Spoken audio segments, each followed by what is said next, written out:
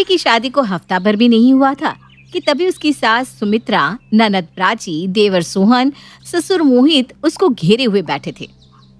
भाभी, आपने हमें बताया नहीं कि आपकी मम्मी एक टाइम पर शेफ रह चुकी है। नहीं प्राची, मेरी मम्मी शेफ नहीं थी, बल्कि उनके हाथों का खाना अच्छा बनता था, इसलिए लोग उनके हाथों का खाना खाना पसंद करते थे। तो भाभी, जब आपकी मम्मी और लोगों को खाना बनाकर खिला सकती है तो वो हमें क्यों नहीं खिला सकती? क्यों पापा, मैं सही कह रहा हूँ ना? बात तो बिल्कुल सही कही तूने बेटा। अरे जब बाहर के लोगों को अपने हाथों का बना खाना खिला सकती है तो हम तो उनके अपने हुए। और वैसे भी बेटी के ससुराल वालों को खाना खिलाना तो अच्छी बात है। अरे आप सब कैसी बात कर रहे हैं? बेचारी बहू को इस तरह घेरे बैठे हैं और सवाल पर सवाल किए जा रहे हैं। बहू तो एक काम कर, जा अपने कमरे में, इन लोगों की बातों पर ध्यान मत दे, इनके तो आदत है फालतू बोलने की। अरे हम फालतू थोड़ी ना बोल रहे हैं, बल्कि सच्ची तो बोल रहे हैं। अच्छा एक बात बताओ बहू, अगर हम तुम्हारे घर आए कभी तो क्या तुम हमें भूखा छोड़ दोगी? नहीं ना, तुम हमें खाने को तो दोगी ही। पर जब हम वही खाना तुम्हारे हाथों की बजाय तुम्हारी माँ के हाथों का खाए तो इसमें कौन सा गुनाह है? नहीं बाबूजी, इसमें कोई गुनाह नहीं है। आप जब भी घर पर आएंगे तो माँ आपको अपने हाथों से ही खाना बनाकर खिलाएगी। अच्छा आप सब यहीं बैठिए, मैं शाम के खाने की तैयारी करती हूँ। इतना बोलकर सुरभि वहाँ से उठकर चली जाती है। एक दिन सुरभि जब खाना बना रही होती है तो उससे कुछ रोटियां जल जाती है, जिन्हें देखकर सुमित्रा कहती है, बहू तू ये रोटियां हमारे लिए ही बना रही थी ना? क्योंकि देखकर लग ही नहीं रहा कि ये इंसानों के लिए खाना बनाया है। अरे बहू, तुझे क्या हमसे कोई दुश्मनी है? नहीं माँ जी, ये आप कैसी बात कर रही हो? भला मुझे क्या आपसे दुश्मनी हो सकती है? आप सब तो मेरा परिवार हो। वो तो पता नहीं आज रोटियां कैसे जल गई। बहू, मुझसे तो ये खाई नहीं जाएगी जली हुई रोटियां, और अब तो आटा भी खत्म हो चुका है। माँ जी, मैं अभी दुकान से आटा ले आती हूँ ना। बहू, अब क्या यही बचा है करने को कि तू बार बार जली रोटी बनाकर खाना बर्बाद करे और हम आटा लाते रहे? माँ जी, आप ऐसे क्यों बोल रही हैं? आज ही तो रोटियां जली है, रोज रोज थोड़ी ना जलती है। हाँ बहू, तभी तो मैं आज ही बोल रही हूँ। वैसे तेरी ये जली हुई रोटियां देखकर मेरी तो भूख ही मर गई। मैं आज खाना नहीं खाने वाली, और मुझे नहीं लगता कि घर में कोई भी खाना खाएगा। अपनी सास की बात सुनकर सुरभि बहुत परेशान हो जाती है। तुरंत अपनी माँ अनीता से मिलने चली जाती है। अपनी बेटी को घर आया देखकर अनीता को बहुत अच्छा लगता है। अरे सुरभि बेटा, आज यहाँ तू तो घर से क्या आ गई? ये घर बहुत सुना हो गया है तेरे बिना। मेरा तो यहाँ मन ही नहीं लगता। ऐसा मन करता है कि तुझे बुला लूं, लेकिन बार बार बुला भी तो नहीं सकती ना। मुझे भी आपकी बहुत याद आई माँ, मेरा भी वहाँ मन नहीं लग रहा है। क्या हुआ बेटा? तू कुछ परेशान लग रही है। सब ठीक तो है ना वहाँ? कहीं किसी ने कुछ कहा तो नहीं तुझे? अगर किसी ने कुछ कहा भी है तो बता मुझे, मैं बात करती हूँ उससे। माँ सब ठीक तो है, लेकिन मेरे ससुराल वालों को कहीं से पता चल गया कि आप बहुत अच्छी रोटियां बनाती हो, तो बस उनका मन हो रहा था आपके हाथ की रोटियां खाने का। मुझे लगा कि अब मेरे ससुराल वालों को आपके हाथ की रोटियां इतनी अच्छी लग रही है तो एक बार उन्हें खिलाई देती हूँ। चलिए, तो बहुत अच्छी बात है, मैं अभी बना देती हूँ। वैसे भी खाने का टाइम हो रहा है, जल्दी से बनाकर तुझे दे देती हूँ ताकि तू भी जल्दी से अपने घर चली जाए। हाँ माँ। अनीता जल्दी से रोटियां बनाती है और सुरभि को देती है। सुरभि के ससुराल वालों को रोटियां बहुत ज़्यादा अच्छी लगती है। ऐसे ही एक दिन सुरभि आटा लगाने जा रही होती है, तभी वहाँ उसके ससुर आते हैं। बहू, आटा लगा रही है? जी पापा जी, मैं सोच रही हूँ कि आज सबके लिए मैं आलू के पराठे बना दूँ। आपको पसंद है ना? हाँ बहू, पसंद तो है, लेकिन मैं आलू के पराठे खाता नहीं। अब तू एक काम करना, अपनी माँ से रोटियां लेकर आ जा बेटा, आज तो मैं वही खाऊंगा। जी ठीक है पापा जी। सुरभि अपने ससुर की बात मान जाती है। तभी वहाँ उसकी ननद आती है। भाभी, जब आप अपनी माँ के घर से रोटियां ला ही रही हो तो एक काम करो ना, अपनी माँ से बोल देना आलू के पराठे बनाने को। अब क्या यहाँ बनाओगी? इससे तो अच्छा वहाँ आपकी माँ ही बना दे।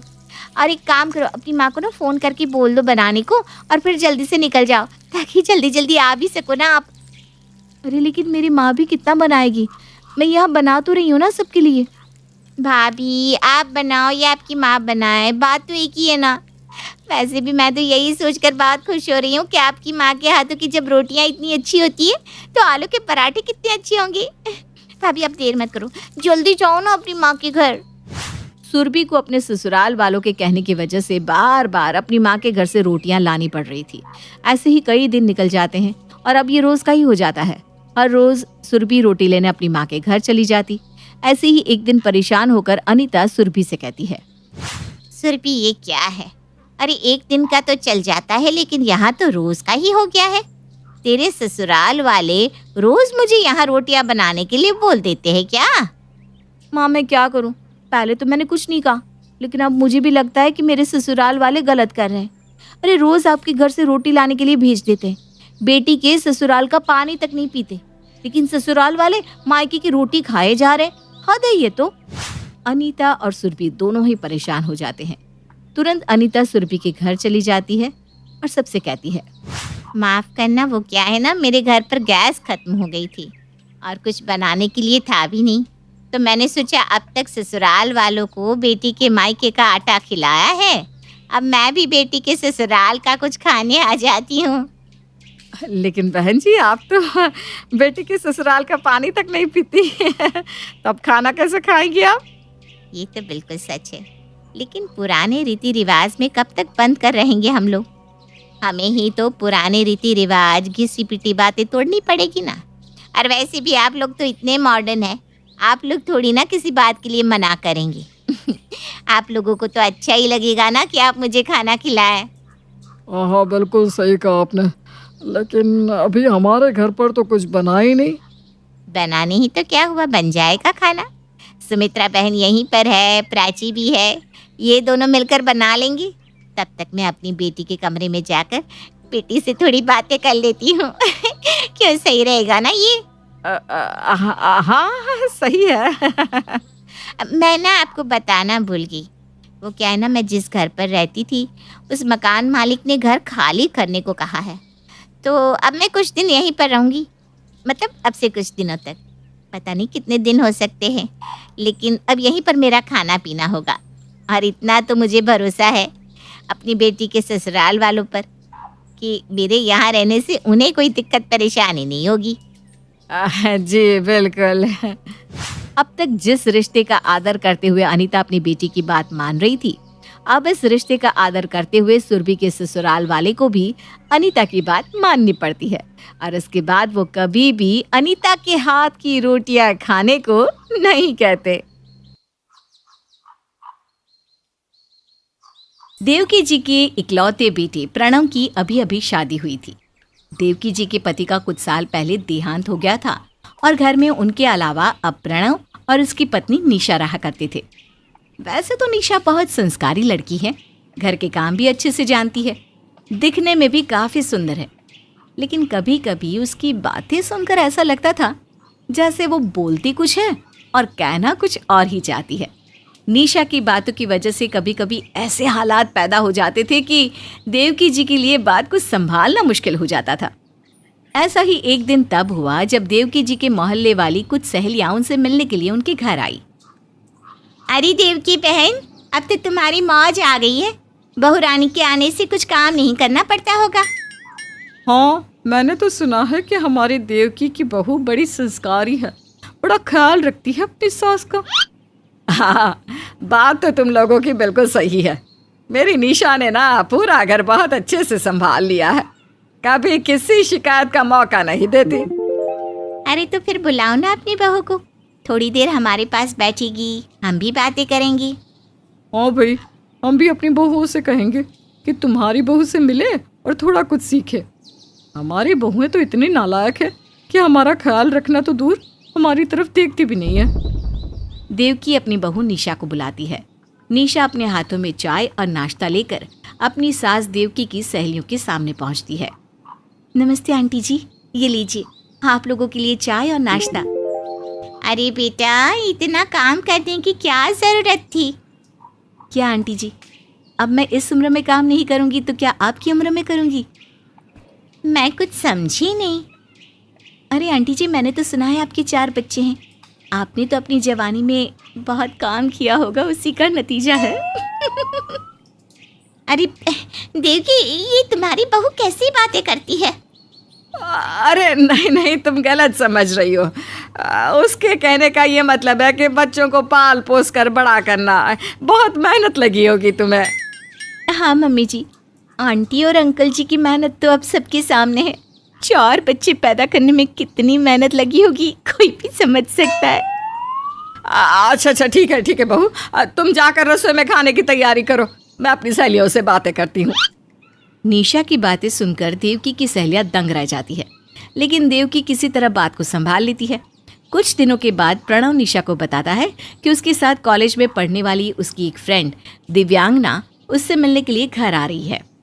अरे वाह प्रणव, आपने बताया नहीं कभी कि कॉलेज में आपकी लड़कियों के साथ भी दोस्ती थी।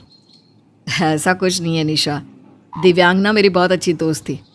बस आज शाम को जब घर आएगी तो तुम खुद मिल लेना। शाम के वक्त दिव्यांगना प्रणव के घर आती है। उसके हाथ में एक छोटा सा गिफ्ट बॉक्स था। हेलो निशा, कैसी हो तुम?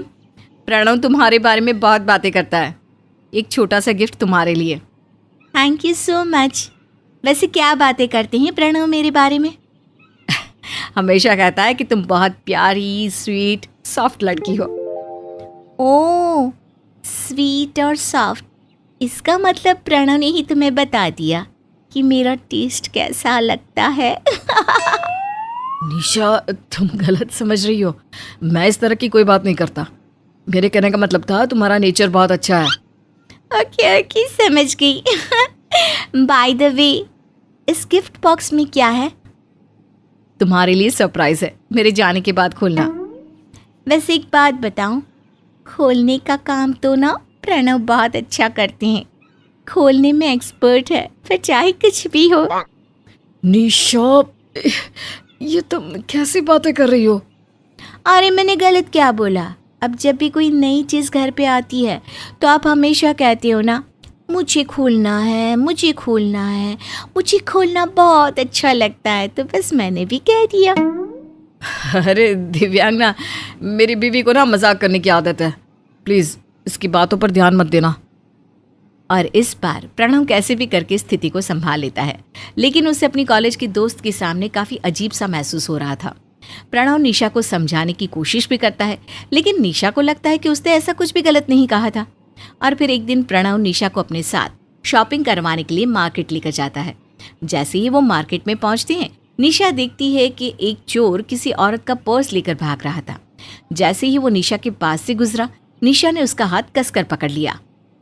तुम इतनी जल्दबाजी में कहाँ जा रहे हो? रुको तो सही। मैं बहुत फास्ट हूँ, जब तक मेरा काम नहीं हो जाता मैं रुकता नहीं हूँ। क्या बात है, फिर तो तुम्हारी बीवी बहुत खुश रहती होगी ना?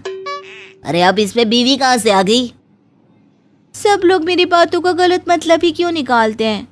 मैं तो ये कहना चाहती थी कि तुम इतने मेहनती हो, इतना काम करते हो, तो तुम्हारी बीवी भी खुश रहती होगी ना? इतना भी नहीं समझते। निशा, तुम इस चोर के मुंह क्यों लग रही हो? छोड़ो ना उसे, जाने दो। कैसी बात करते हो प्रणव? मैंने आज तक आपके अलावा कभी किसी को मुंह नहीं लगाया, और ये तो चोर है, मुंह तो देखो इसका। अरे अब कहना क्या चाहती है? क्या खराबी है मेरे मुंह में? अब ये तो तुम्हें अपने ससुराल जाकर ही पता चलेगा, तुम्हारे मुंह में खराबी क्या है। कभी बीवी कभी ससुराल। वैसे मेरी ना अब तक शादी नहीं हुई है। अच्छा तो ये बात है, इसलिए तुम्हें खोलना नहीं आता। ये क्या बातें कर रही है? मुझे क्या खोलना नहीं आता? अरे रात में दूसरे लोगों के घरों के ताले खोलने नहीं आते, वरना इस तरह दिन दहाड़े चोरी क्यों करते? निशा छोड़ो भी, तुम्हारी डबल मीनिंग वाली बातें हर कोई नहीं समझ सकता, और तुम्हें इस अनजान आदमी से इस तरह की बातें क्यों करनी है? तब तक निशा ने चोर का हाथ पकड़ा हुआ था, और इतनी ही देर में देखते ही देखते वहां पर काफी सारे लोग आ गए और उन सब ने उस चोर को पकड़ लिया। देखा तुमने कैसे मैंने उसे अपनी बातों में उलझाकर पकड़वा दिया? ओह, तो इसलिए इस तरह की बातें कर रही थी। कुछ दिनों के बाद प्रणव के कमरे का गीजर खराब हो जाता है। प्रणव एक गीजर ठीक करने वाले को घर भेजता है। कावेरी निशा से कहती है कि वो उसे ठीक करवा ले। निशा उस मैकेनिक को अपने कमरे में ले जाती है। बताइए भाभी जी, क्या हुआ है? ये ना काफी देर तक चलाने के बाद भी पानी गर्म नहीं करता। अच्छा देखता हूँ मैं। कुछ देर चेक करने के बाद वो क्या है ना भाभी, इसमें प्रॉपर करंट नहीं है, इसलिए ये खराबी आई है। अरे अब आपका हाथ लगने के बाद तो इसमें करंट पूरे जोर से दौड़ना चाहिए, वरना कहीं ऐसा तो नहीं कि आप में भी करंट की कमी है। अगर ऐसा है तो गीजर क्या खाक ठीक होगा? निशा की बात सुनने के बाद मैकेनिक का दिमाग घूम जाता है, वो वहां से भाग जाता है। शाम को जब प्रणव ऑफिस से वापस आया तो उसने निशा से गीजर के बारे में पूछा, जिसके जवाब में निशा ने उसे सब कुछ बता दिया। मैंने तो बस छूने को कहा था, मुझे क्या पता था कि वो एकदम ठंडा था, इसलिए भाग गया। अरे भगवान, कैसी बहू है, कैसी बातें करती है, हाय राम। ये सब क्या है निशा? ये किस तरह की बातें कर रही हो तुम? उफ़ो, मेरे कहने का मतलब है कि उस मैकेनिक को कुछ आता नहीं था इसलिए भाग गया। एकदम हमारे गीजर की तरह था, पुराना और स्लो, उससे कुछ नहीं होने वाला। निशा की बात सुनकर कावेरी और प्रणव ने अपना सर पकड़ लिया। अरे बेटा, पता नहीं क्या भला हमारे पीछे लगी है, जीवन से सुख चैन ही छिन गया है। तूने तो ज्योतिष में पीएचडी कर रखी है, सारी दुनिया को उपाय बताता है, कभी अपनी चाची का भी भला कर दे। अब तो अपना पुश्तैनी मकान भी बेच दिया मैंने, अभी भी कोई फर्क नहीं बेटा। अरे चाची, आप पूरी बात मुझे विस्तार से बताओ, मुझसे जितनी मदद बन पड़ेगी मैं ज़रूर करूँगा। अच्छा साहिल, तुम बताओ, चाची तो बात बात पर रोने लग जाती है। क्या बताए भाई, समझ में नहीं आता, हमने किसी का क्या बिगाड़ा है? कोई हमारे घर पर टोना टोटका क्यों करेगा भला? टोना टोटका? आप ये कहना चाह रहे हो कि आपके घर पर कुछ टोना टोटका हुआ है? 2 साल पहले। श्रद्धा, सोनम, आओ बेटा, ये लो प्रसाद खा लो। मम्मी जी, कहाँ से आया है ये प्रसाद? बेटा मैं सत्संग में गई थी ना, वहीं से प्रसाद मिला तो तुम दोनों के लिए घर ले आई। मम्मी जी आप भी खाइए ना। अरे नहीं नहीं, मैं इसे नहीं खा सकती, तुम दोनों खाओ। अच्छा, मैं अपने कमरे में जा रही हूँ, चाय बन जाए तो मुझे आवाज़ लगा देना। भाभी, मम्मी जी ने प्रसाद क्यों नहीं खाया? मम्मी जी का तो मम्मी जी ही जाने, पता नहीं क्या चलता रहता है उनके मन में। सोनम और श्रद्धा सास के लाए हुए लड्डू बड़ी श्रद्धा से खा लेती हैं। थोड़ी देर बाद, बना दी तुमने चाय? मम्मी ने कहा था ना चाय बनाकर उन्हें बुला लेना। हाँ तो आप बना देती ना, मैं तो छत पर कपड़े सुखा रही थी ना। तू कपड़े सुखा रही थी तो क्या यहाँ मैं खाली बैठी हुई थी? भाभी, आप बात बात में मुझसे लड़ने क्यों लगती हैं? अरे मैं छोटी हूँ तो आपकी हर गलत बात बर्दाश्त करती रहूंगी क्या? देख श्रद्धा, मैं कुछ बोल नहीं रही हूँ, इसका मतलब ये नहीं है कि तू मेरे सर पर सवार हो जाएगी। माँ जी ने चाय मांगी और तू जाकर चाय बनाएगी, बस बात यहीं खत्म। श्रद्धा और सोनम अभी बहस कर ही रहे थे कि इतने में पड़ोसन के चीखने की आवाज उनके कान तक पहुंच जाती है। अरे निकलो बाहर, आज मैं तुम्हें बताती हूँ कि पम्मी से पंगा लेने का मतलब क्या होता है। अरे ऐसा क्या कर दिया तुम लोगों ने जो ये पम्मी यहाँ लड़ने आ गई? हमने तो ऐसा कुछ नहीं किया मम्मी जी, पता नहीं ये पम्मी आंटी क्यों चिल्ला रही हैं।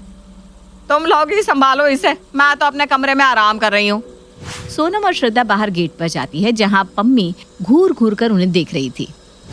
तुम लोग मेरे घर को कूड़ेदान समझते हो क्या? कभी तुम्हारा कुत्ता मेरे घर के सामने गंदगी कर जाता है तो कभी झाड़ू लगाकर सारी गंदगी मेरे घर की तरफ धकेल देती हो। तुम दोनों ने अपने आप को समझ क्या रखा है? अरे तो मैंने कहा था क्या कुत्ते से कि आपके घर के सामने जाकर हल्का हो जाए? जानवर है, जहाँ मन किया वहीं कर दिया होगा। अगर जानवर पाला है तो उसकी जिम्मेदारी भी उठाओ, वरना मैं भी जो मेरे हाथ में आएगा ना उसी से उठाकर सर फोड़ दूंगी इस कुत्ते का। अच्छा, हाथ तो लगा कर दिखाओ मेरे शेरू को, मैं भी देखती हूँ क्या कर लोगी आप। श्रद्धा और सोनम का पड़ोसन पम्मी आंटी के साथ झगड़ा चल रहा था और वो बढ़ता ही जा रहा था। धीरे धीरे वहाँ मोहल्ले के और लोग भी जमा होने लगे थे। किसी तरह पड़ोसी पम्मी, सोनम और श्रद्धा के बीच का झगड़ा शांत कराते हैं। मम्मी जी, इतना झगड़ा हुआ, पूरी कॉलोनी के लोग इकट्ठे हो गए, आपको आवाज नहीं आई क्या? आपने एक बार भी बाहर आकर झांकना जरूरी नहीं समझा? अरे जैसा करोगी वैसा ही भुगतोगी ना, मैं क्यों आकर तुम्हारी बला अपने सर लेती। कुछ देर बाद, आज तो मेरा मूड ही बहुत खराब है, पता नहीं कैसा दिन है, पूरा का पूरा दिन झगड़ों में ही बीत गया। पहले मेरा श्रद्धा के साथ झगड़ा हो गया, फिर उसके बाद पड़ोस वाली पम्मी आंटी ने आकर दिमाग खराब कर दिया। अरे तुम सुन भी रहे हो मैं क्या कह रही हूँ? जब देखो तब इस मोबाइल में घुसे रहते हो, आखिर इस मोबाइल में ऐसा क्या है जो बीवी की बात सुनना भी जरूरी नहीं लगता? अरे भाई, तुम्हारी ये रोज रोज की किटकिट सुनकर मैं बोर हो गया हूँ। अच्छा, बीवी से बात करने में बोरियत होती है, तो बाहर कोई मीठी मीठी बातें करने वाली मिल गई है क्या, जो मुझसे बात करने का मन नहीं करता? वो कहावत तो सुनिए ना कि आदमी गुड़ ना खिलाए लेकिन गुड़ जैसी बात तो कर दे। इनसे तो इतनी उम्मीद भी करना बेकार है कि ये बात ही सुन ले।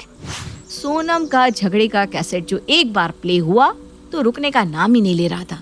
देर रात तक सोनम और पति साहिल का झगड़ा होता रहा और उसके बाद दोनों मुंह फेर कर सो गए। अगले दिन सोनम और श्रद्धा अपना अपना काम निपटा रही थी। कुछ देर बाद उनकी सासू माँ फिर से 2 लड्डू हाथ में लेकर घर में घुसती है। अरे बहू, आओ जरा प्रसाद ले लो। नहीं मम्मी जी, आज मेरा लड्डू खाने का मन नहीं है। एक लड्डू आप खा लीजिए और एक लड्डू श्रद्धा के लिए रख दीजिए। यह लड्डू सिर्फ तेरे और श्रद्धा के लिए है, खा ले चुपचाप। लड्डू खाने के बाद, श्रद्धा आज से दोपहर में रोटियां मैं बनाऊंगी और रात में तुम। क्यों भाभी, अब ये क्या नया नया फरमान है आपका? तुम्हारी चालाकी ना मैं खूब समझती हूँ। दोपहर में तुम इसलिए भाग भाग कर रोटियां बनाती हो क्योंकि चावल के साथ आधी ही रोटी बनती है, और रात में पूरे घर का खाना मुझ पर छोड़कर तुम सेठानी बनकर अपने कमरे में जाकर बैठ जाती हो। भाभी, ये बात सब जानते हैं कि घर में मनमानी कौन कर रहा है। अरे पता नहीं आपको समस्या क्या है, रोज किसी ना किसी नए टॉपिक पर आकर आप झगड़ने लगती हो। झगड़ा क्या होता है ना, ये अभी तुम्हें पता नहीं है। अगर मेरे ऊपर कलेशी होने का ठप्पा लगाई दिया है तो ठीक है, आज मैं क्लेश करके ही दिखा देती हूँ। इतना कहकर सोनम किचन में रखे बर्तनों को धक्का मार के नीचे गिरा देती है, जो श्रद्धा ने कुछ देर पहले ही साफ किए थे। अब तो घर में वो महाभारत शुरू हो गई कि पड़ोसियों को भी अपने कान बंद करने पड़ जाते हैं। कंचन निवास की हालत ऐसी थी कि कोई नौकरानी, स्त्री वाला भी उनके यहाँ जाकर काम करने को तैयार नहीं होता था, क्योंकि उनके साथ भी किसी न किसी की झड़प हो ही जाती थी।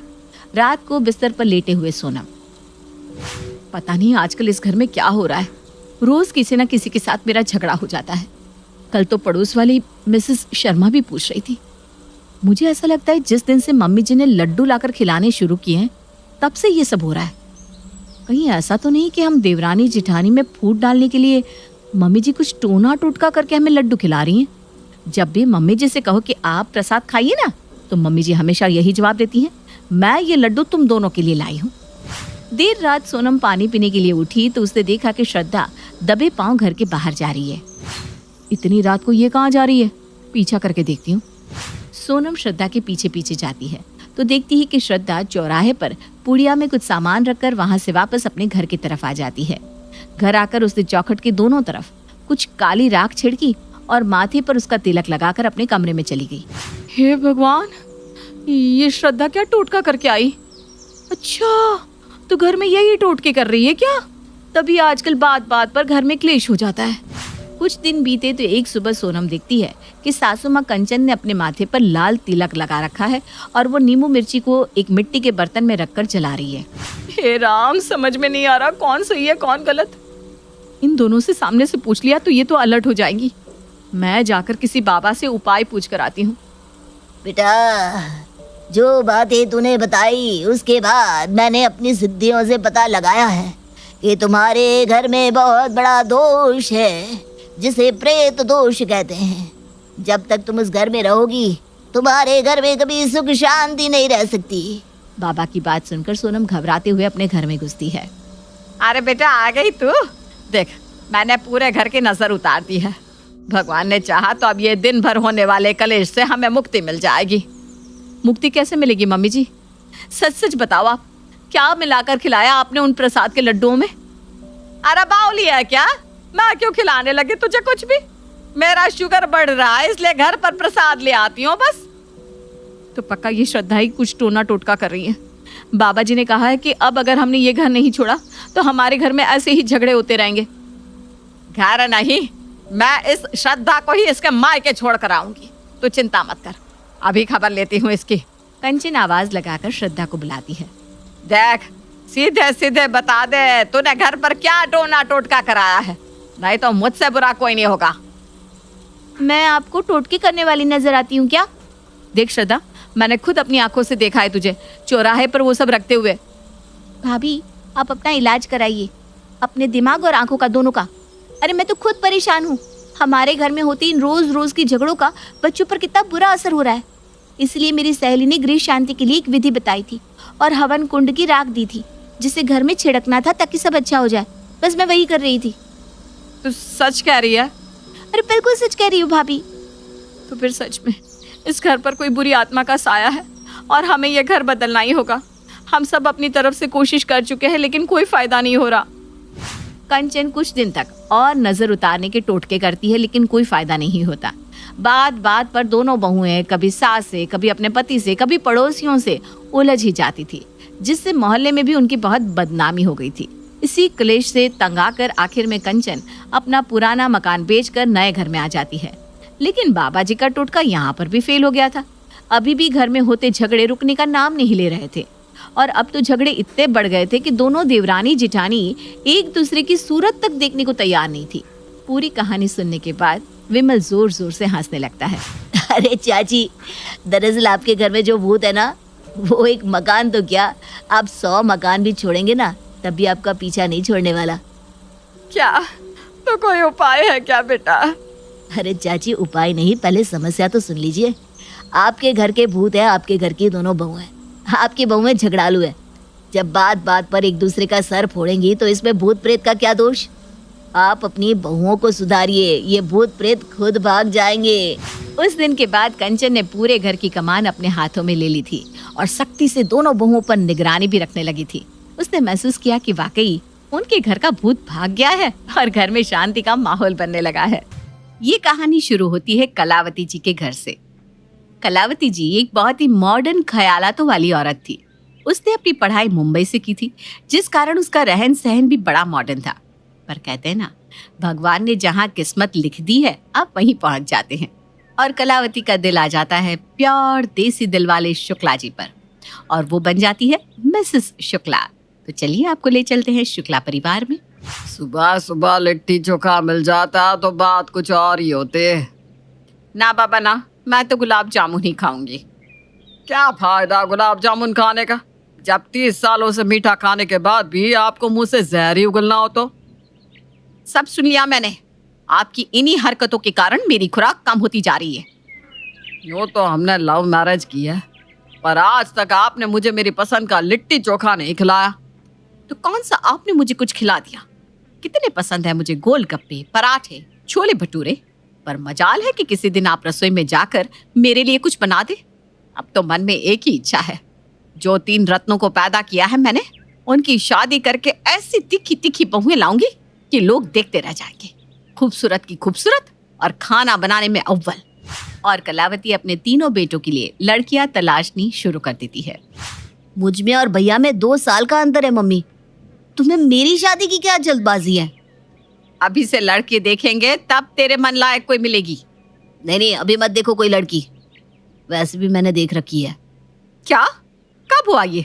तूने हमें बताया भी नहीं। वो मम्मी, वो ना साउथ इंडियन है, रोज तुम्हें इडली डोसा खिलाएगी। सोचो, घर पर ही साउथ इंडियन डिशेस मिलेंगे तुम्हें। तेरी बातों में दम तो है। फिर ठीक है, तेरे भाइयों के साथ तेरा भी रिश्ता कर देंगे इस बार। और कलावती फिर से अपने बाकी दोनों बेटों के लिए लड़की की तलाश में लग जाती है। साउथ इंडियन का स्वाद तो मिल जाएगा, एक पंजाबी बहू ढूंढ लेती हूँ। और तभी शुक्ला जी को उनके बचपन के दोस्त का कॉल आता है। अरे जय जय श्री कृष्णा शुक्ला भाई, कैसा है तू? सुना है बड़ा नाम कमा लिया तूने। 3 होनहार बेटे, तीनों अच्छा कमाते हैं। अच्छे बीवी बच्चे हो ना तो इंसान को और क्या चाहिए। बस बस भगवान की कृपा है चिराग भाई। वैसे आज कैसे याद किया, कोई खास वजह? मुझे पता चला कि तू अपने बेटों के लिए लड़की देख रहा है। मैं भी ना अपनी बेटी के लिए लड़का देख रहा हूँ। बहुत होनहार बच्ची है, बस एक अच्छा लड़का मिल जाए। अच्छा, तो मिलवा देते हैं दोनों बच्चों को, और अगर दोनों को जचा तो हम दोस्त से रिश्तेदार बन जाएंगे। मैट्रिमोनियल साइट से कलावती परविंदर का रिश्ता अपने दूसरे बेटे निखिल के लिए निकाल लेती है और एक ही मंडप में कलावती अपने तीनों बेटे करण, प्रेम और निखिल की शादी वत्सला, परविंदर और मिताली से करवा देती है। मंडप में अपने तीनों बेटों को अपनी अपनी धर्मपत्नियों के साथ फेरे लेते हुए देख कलावती बहुत खुश होती है। अब आएगा जीने का मजा। तीनों बच्चों को पाल पोस कर बड़ा कर दिया, अब उनकी बीवियां बनाएगी मेरे लिए अच्छा अच्छा खाना। सुबह साउथ की इडली खाऊंगी, दोपहर में पंजाबी तड़का और रात को गुजरात के फाफड़े। क्यों गुजराती खाना रात में ही क्यों, सुबह भी तो खा सकती हो। अब दिन भर इतना भारी खाना खाऊंगी तो रात में तो हल्का खाना ही खाना पड़ेगा ना। सब समझती हूँ मैं। आप तो चाहते ही हैं कि इतना अच्छा खा खा कर मेरा पेट खराब हो जाए और लूज मोशन के कारण मैं कुछ खा ही ना पाऊं, पर मैं ऐसा नहीं होने दूंगी। क्या फायदा हुआ तीनों बहुओं को लाने का? मेरा लिट्टी चोखा बनाने वाला तो आया ही नहीं कोई। पर शुक्ला जी की किससे फिक्र। कलावती तो बड़ी खुश थी। आखिरकार उसे अच्छा अच्छा खाना बनाकर खिलाने वाली बहुएं जो आ गई थी। दरवाजे पर आरती की थाली लिए बैंड वाले के साथ कलावती अपनी तीनों बहुओं का स्वागत करती है। भांगड़ा करते हुए परविंदर अंदर आती है, गरबा करते हुए मिताली और भरतनाट्यम करते हुए वत्सला। ऐसी भी क्या खून में मिलावट करनी थी तुझे कलावती? कम से कम अपनी जात बिरादरी की लड़कियां तो लाती। इतनी ज्यादा मिलावट मुझे तो समझ में नहीं आता भाई, वो भी अरेंज मैरिज में। अरे भाई बेटे तेरे लव मैरिज करके अलग जात की लड़कियां ले आती तो समझ में भी आता, पर खुद से कौन सी सास दूसरे जात की बहुएं ले आती है भाई। अभी तो तुझे इसमें बहुत फायदा दिख रहा है कलावती, पर कुछ समय बाद तुझे खुद समझ में आएगा कि तूने कितनी बड़ी गलती की है। जब घर घर कम चिड़िया घर ज्यादा लगने लगेगा। कलावती तो जैसे अपने कानों में रुई ठूस अपना काम करती जाती है। सारी रस्में अच्छी तरह से पूरी हो जाती है और अब आती है वो घड़ी जिसका कलावती को न जाने कितने जन्मों से इंतजार था। अब बहुएं अपनी पहली रसोई का खाना बनाएगी तो आपको भी तो खाने मिल ही जाएगा। ऐसे मुंह बनाकर मत बैठिए। तीनों अपने अपने हिसाब से खाना बना कर लाएगी। मुझे तो लग रहा है कि अब हमें घर बैठे ही रेस्टोरेंट का स्वाद मिलता रहेगा मम्मी। मुझे तो बस कोई 2 रोटी और अचार भी दे दे तो मुझे चल जाएगा। बेबी तुम ज्यादा मेहनत मत करना वरना थक जाओगी। वहाँ तुम्हारी भाभियाँ बाकी काम कर रही है ना, तुम बस चाय बना लो, वो भी चलेगा, है कि नहीं मम्मी? पर चीजें उतनी आसान नहीं होती जितना हम सोचते हैं। किचन से तीनों बहुएं अपने अपने बनाए डिशेस को एक एक प्लेट में लाकर कलावती के सामने रख देती है। कलावती जैसे ही चिवड़ा खाने लगती है, परविंदर कहती है, अरे बेबे मैंने आपके लिए मकई दी रोटी बनाई तो है, कितनी मेहनत की है मैंने सवेरे सवेरे, मुंह विच तो लगाओ। अरे बहू पहले ये मिताली के चिवड़े खा लूं, फिर तेरी रोटियां भी चख लूंगी। आया रामा, फिर मेरा नंबर कब आएगा जी? मेरा तो कोई रिस्पेक्ट ही नहीं है। इतनी मेहनत करके मैंने इडली बनाया और तुम उसको लास्ट में कहेगा। अब ये सब बाद में कर लेना, पहले हम चारों को खाना तो परोस दो। हे माता जी, बापूजी आप भूखे ही हैं? मैं तो भूल ही गई थी। ये लीजिए पानी पी लीजिए। खाना तो मैं आपको नहीं दे पाऊंगी क्योंकि खाना तो मैंने बस माता जी के लिए बनाया था।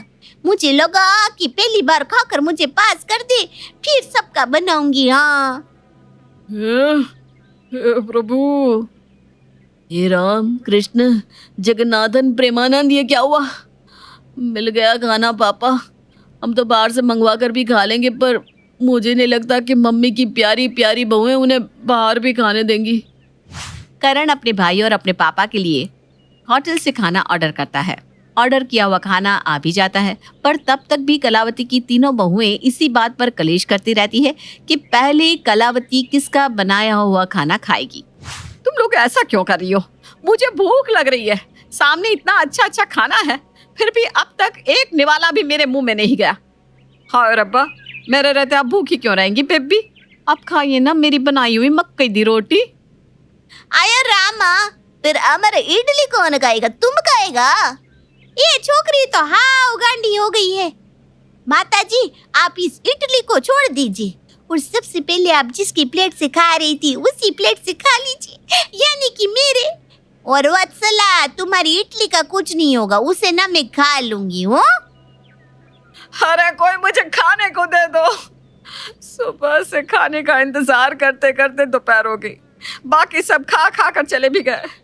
अरे मुझे चक्कर आ रहा है बहू। नहीं नहीं माता जी, वो हम आपकी सेहत के साथ खिलवाड़ नहीं करेंगे। हो हम तीनों एक साथ ही आपको खाना खिला देती हैं बस। और कलावती की तीनों बहुएं अपने अपने प्लेट से एक एक कोर निवाला लेकर कलावती के मुंह में जैसे ही डालने जाती है कि परविंदर बोल पड़ती है, अब एक साथ तीनों निवाले तो बेबी के मुंह में नहीं जा पाएंगे, पहले मैं खिला देती हूँ। ये पहले मैं चिवड़ा खिलाती हूँ। अयो रामा, मेरा इडली सांबर में डूबा हुआ है, कभी भी पिघल कर नीचे गिर जाएगी, पहले मैं खिलाएगी। इतनी जल्दबाजी में मक्के की रोटियां बनाई थी मैंने, रोटियों का सारा कुरकुरापन ही खत्म हो जाएगा, फिर बाद में मैं नहीं खिलाऊंगी। जिंदगी में जिसने कभी खाना ना बनाया हो वो आपके लिए इतनी मेहनत करके रोटियां बना कर लाए, फिर भी आपको कदर नहीं है बेबे। ऐसा कौन करता है? बच्चे तो सो। ये कहाँ फंस गई मैं, ये तो जी का जंजाल है। कोई भी बहाना करके यहाँ से निकल लेती हूँ। अरे बहू, मेरे पेट में बड़े जोरों का दर्द हो रहा है, मैं जरा बाहर टहल कर आती हूँ, तब तक तुम तीनों मिलकर डिसाइड कर लो कि कौन पहले मुझे अपना खाना खिलाएगा। हर किसी तरह कलावती अपनी बहू के चुंगल से छूटकर ऐसे बाहर भागती है जैसे चूहा बिल्ली के पंजों से निकलकर भागता है। बाजार में कलावती एक रेस्टोरेंट में जाकर खाना ऑर्डर करती है। कुछ ही मिनट में वेटर खाना उसके सामने लाकर परोस देता है, जिसे देखकर कलावती को कहीं जाकर चैन आता है।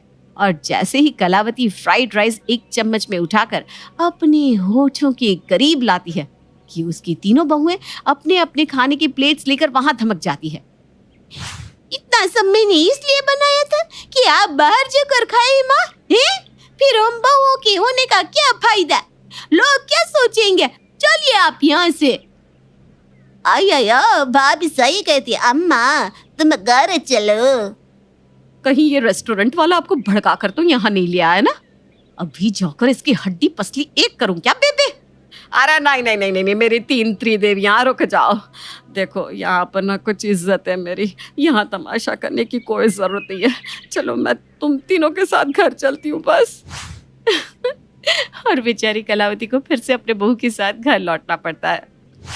दोपहर का खाना तो हम लोगों ने 3 बजे मंगवा कर खाया, अब कम से कम शाम के चाय नाश्ते का इंतजाम तो कर दो बहू। अया राम, अम्मा बोल गया, अम्मा जी मैं अभी आपके लिए नारियल पानी बना कर लाती हूँ।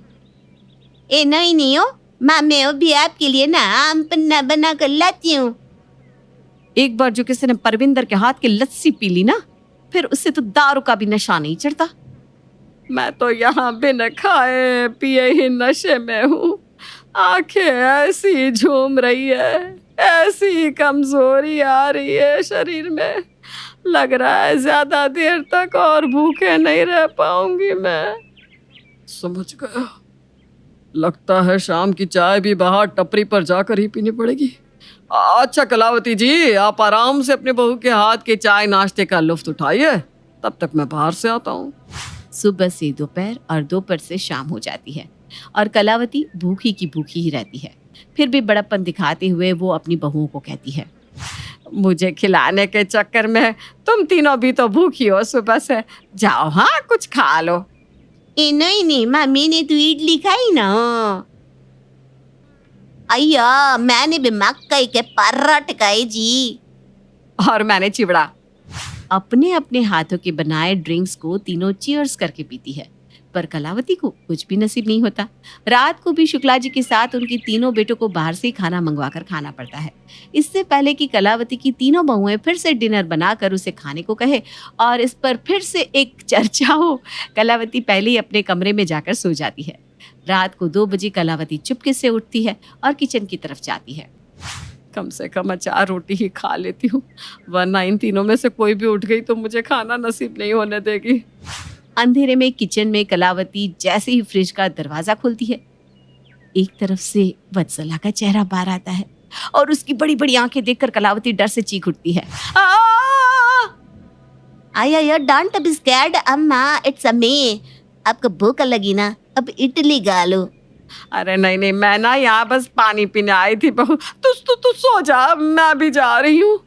अब उठी गई हैं तो मेरे हाथों के छोले भटूरे खा लीजिए बेबे, बस अभी बना देती हूँ। ऐसी क्या बात है माँ, मैं क्या आपके लिए कुछ नहीं बना सकती? मुझे बोल दिया होता तो अभी ऊंधियो बना देती। तुम तीनों इतनी अच्छी होती तो आज मुझे सुबह से भूखा नहीं रहना पड़ता। ये खा लो मम्मी जी, वो खा लो मम्मी जी। मम्मी जी जान पर आफत आ गई मेरे, बोलने से क्या होता है, खाने तो दो। खाने के वक्त तो तुम तीनों लड़ने लग जाती हो। भूखे पेट में दवाई भी नहीं ले सकती, जिस कारण मैंने आज शुगर और बीपी की दवाई भी नहीं ली। मेरी फ्रेंड ने ठीक ही कहा था, इतना मिलावट मुझ पर ही भारी पड़ेगा। खाने के लालच में 3-3 तरह की बहुएं ले आई और खाने को नमक रोटी भी नहीं मिल रही। इससे अच्छा तो मैं शुक्ला जी को लिट्टी चोखा बनाकर खिला देती, तो जरूर वो भी मुझे कुछ ना कुछ बनाकर खिला ही देते। कलावती का रात को खाने का ये प्लान भी फ्लॉप हो जाता है। वो कमरे में जाकर सो जाती है। बहुत ज्यादा कमजोरी बढ़ जाने के कारण सुबह कलावती उठ नहीं पाती। सुबह 10 बजे जब तक कलावती नहीं होती, सभी उसके कमरे में जमावड़ा लगा लेते हैं और मिलकर उसे उठाने की कोशिश में लग जाते हैं। हो गई शांति। एक दिन नहीं हुआ बहू को आए हुए और सास बिस्तर पर पड़ी है। इसी के कारण ना सभी बहू को बला कहते हैं। एक बार बस होश आ जाए कलावती को तो मैं उसे अपने घर ले जाऊंगी। और तुम तीनों क्या फर्ज निभाया है? तीनों ने बेटे होने का बंध गए ना बीवियों के पल्लू में। आया आप ठीक कहता आंटी जी, मेरे को माफ करना अम्मा। It's all my fault. Please उठ जाओ। ये क्या शप्पा हो गया? बाबा जी मदद करो, मेरे बेबे को ठीक कर दो बाबा जी। हम तीनों कभी जिद नहीं करेंगे। बेबे को जिसके हाथ के खाने का मन करेगा वो उसी के हाथ का खाएगी। मैं तो भी जाकर अम्बा माँ के आगे जोत जलाती हूँ। मुझे पूरा विश्वास है कि अम्बा माँ को होने नहीं देंगी। अब ये ड्रामा करने का क्या फायदा? ये सब तुम तीनों के कारण हुआ है। अगर मम्मी को कुछ भी हुआ ना तो देख लेना, मैं किसी को नहीं छोड़ने वाला। कम से कम तुमसे तो मुझे ऐसी उम्मीद नहीं थी वत्सला। ऐसा क्या खिलाया तुम लोगों ने मम्मी को? बेचारी भूखी भूखी ही बेहोश हो गई। फौरन सभी कलावती को लेकर डॉक्टर के पास जाते हैं। लगता है इन्होंने अपनी दवाइयां समय पर नहीं ली और बहुत समय तक भूखा रहने के कारण कमजोरी से ये बेहोश हो गई है। पेट में प्रॉपर ना खाना जाने के कारण शरीर में कमजोरी आ गई है। वैसे मैंने इंजेक्शन दे दिया है, कुछ ही देर में उन्हें होश आ जाएगा। नर्स अंदर जाओ, पेशेंट को होश आए तो उन्हें जूस और सूप दे देना। सभी अंदर कैबिन में जाते हैं जहाँ कलावती बिस्तर पर लेटी थी। नर्स के साथ साथ बाकी सभी भी कलावती के कमरे में जाते हैं। उसकी तीनों बहुएं बिस्तर पर उसके सिरहाने खड़ी होकर रोने लगती है। ओहो, अब तो मम्मी जी ये टेस्टी टेस्टी खाना खा ही नहीं पाएगी। इतना अच्छा टेस्ट है खाने का। छोड़ो, मैं ऐसे ही खुद खा लेती हूँ। मिताली को लगता है कि उसके ऐसा कहने से कलावती होश में आ जाएगी, पर ऐसा नहीं होता, जिससे उसे बहुत अफसोस होता है और वो फूट फूट कर रोने लगती है। तभी कलावती धीरे धीरे अपनी आंखें खोलना शुरू करती है। पेशेंट के साइड से हट जाइए, उन्हें होश आ रहा है। कलावती जी लीजिए सूप पीजिए, इससे आप बेटर फील करेंगी। सूप को देखते ही कलावती फट से उठकर बैठ जाती है। चलो कुछ तो नसीब हुआ। वहीं सामने अपनी तीनों बहुओं को देखकर कलावती घबरा जाती है कि कहीं उससे ये सूप भी ना छिन जाए। अम्मा घबराइए मत, हम लोग लड़ेंगे नहीं। वी अंडरस्टूड, हमसे गलती हो गई। इनकी सो बेबे, मैं कभी वैसा फिर ना करूंगी। वैसे सूप जरा सादा नहीं लग रहा। इसमें मेरा गुजराती तड़का होता न तो बात अलग होती हो। ये तीनों कभी नहीं सुधरेंगी।